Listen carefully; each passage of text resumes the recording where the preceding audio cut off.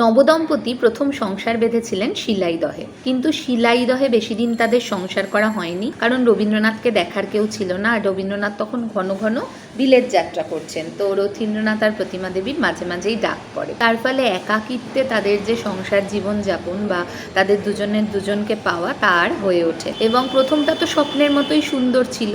তাদের জীবনের প্রথম বছরটা প্রতিমা দেবীকে পেয়ে রথীন্দ্রনাথ ঠিক কতটা খুশি ছিলেন সেটা অনুমান করা যায় নগেন্দ্রনাথ, ভগ্নিপতি নগেন্দ্রনাথকে লেখা রথীন্দ্রনাথের একটি চিঠি থেকে। রথীন্দ্রনাথ লিখেছিলেন, প্রতিমা এখন আমার, সে কি চমৎকার মেয়ে, কী করে লিখি।